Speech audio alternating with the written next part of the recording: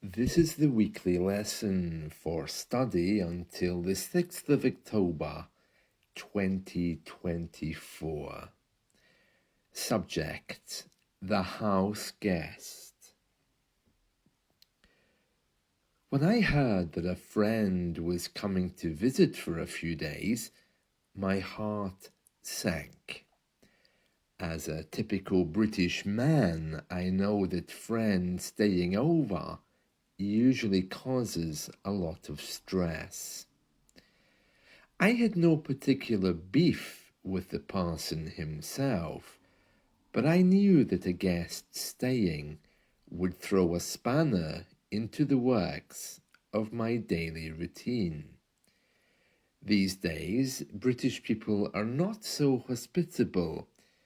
All of us want our personal space, so staying at hotels usually allows us more time to do what we want, instead of being tied down to particular moments, such as eating with the host family, etc. As I am married to someone from South America, I've had to get used to this idea of family and guests coming and going with no fixed arrival or departure dates. But the most frustrating thing is the expectation that I will change my routine and socialize with them. There is some opinion that I should free up my days to entertain, socialize, and find myself sitting in coffee shops, speaking bad Spanish or pidgin English for them to understand, while slowly walking around the town. We do for family is a common idiom used for people who hold family values, and it is an idiom which I am reminded of from time to time. It simply means that we make an effort to make actions, to help them. Despite the politeness of British people, few of us want guests. We give a lot of lip service to people using phrases like call again, drop by anytime, lovely to see you. Yet there is a dark side to the English mind. We rarely say how we really feel. Guarding our personal space is extremely important, yet so is our required politeness. Also, as Britain spirals into a nation of cell phone tappers, communicating only through WhatsApp or Facebook, we seem to be losing our basic social skills. British people tend to be uptight, especially with appointments, living space, and personal space. We can be sociable, but only within limits, which often need to be predetermined and arranged well in advance. I am not completely opposed to people coming to stay in our home, but I do expect to maintain my personal space. This is a kind of a basic requirement for British people. I love entertaining, cooking for, and generally being available for guests. But unless you live in a very large place, it's impossible to guard your personal space. I felt like this visit was an obligation, not a joyful meeting. Perhaps if I had kids when I was younger, I would be more open-minded, having been wrenched into changing my habits by kids screaming. Upon his arrival, we had the usual Latin hugs and kisses and greetings, which lasted at least 5 minutes, with that strange dance thing they do, by holding hands and rotating a few times. My cat had the right idea. He hissed, then vanished for a few hours, whereas my very British cold hello, holding out a hand to be shaken, was met with a little confusion. It didn't seem warm. Even I felt that, and it kind of set the tone for the rest of the visits. This was my sense of welcome, though. I really didn't know what else to do. Should I have crossed the line and initiated a hug?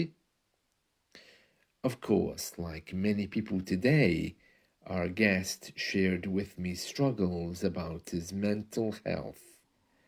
I was reminded that I always seemed to attract people with low self-esteem into my life.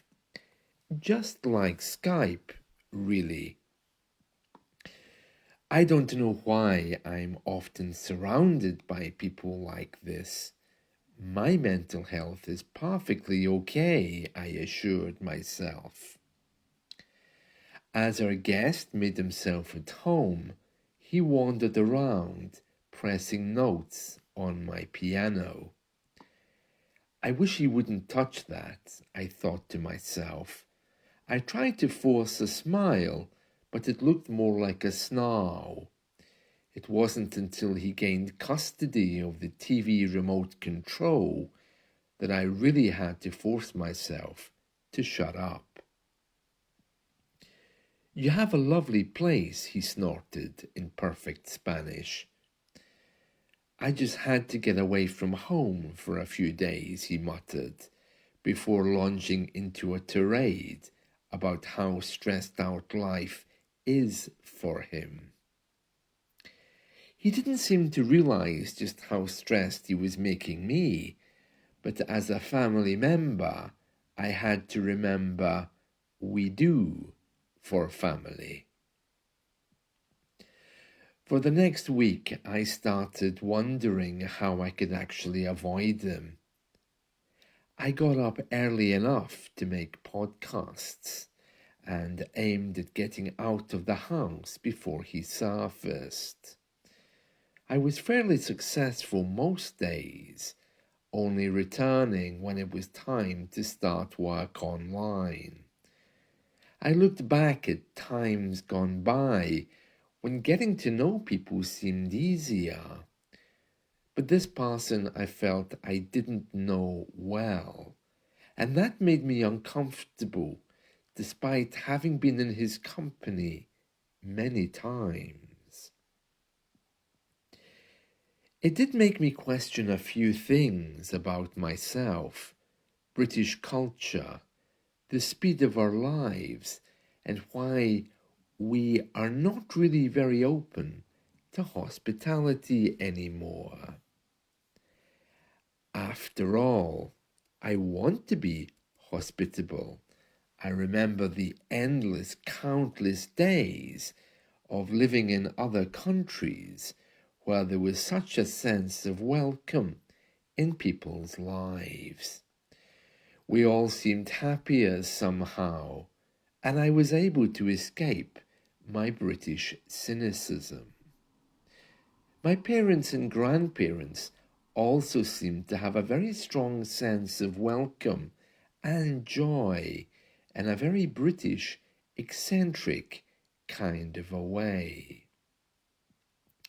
I came up with a couple of reasons. Firstly, I think there are clear cultural differences between the British and others across the world, who could be perceived as rude within English culture. I remember my grandmother commenting after a trip to Spain how continental manners were rather rude. Continental in this case means people who live on the mainland continent of Europe, remembering, of course, Britain is an island. The guy had a voice like a foghorn, I didn't appreciate that. His voice is still ringing in my ears. British people, we don't show our feelings. And I think that is the main part of the problem. We prefer to wait until it's all over and then make podcasts about our experiences. We don't reveal our feelings, we wait to be asked. And that sometimes just doesn't happen, leading to a great feeling of dismay or melancholy. Secondly, for whatever reason, perhaps because of post-COVID, we are all different people and society is changing. People are not quite so comfortable with others as before. Thirdly, and I think this is the most important one, I think I was robbed of my choice to say no. In hindsight, I would have preferred if he simply wasn't here, or at least was able to somehow respect my personal space. But that would have required a very difficult conversation, which would have not been in the spirit of hospitality.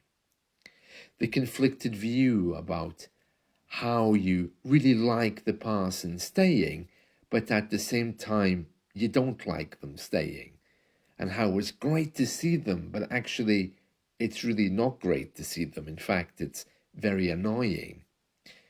I found myself biting my tongue a few times to avoid conversations like this.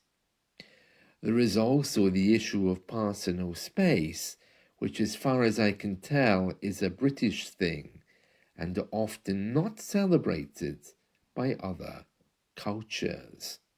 I was left with a strange question. I love hospitality and have a celebratory sense of welcome. Or do I?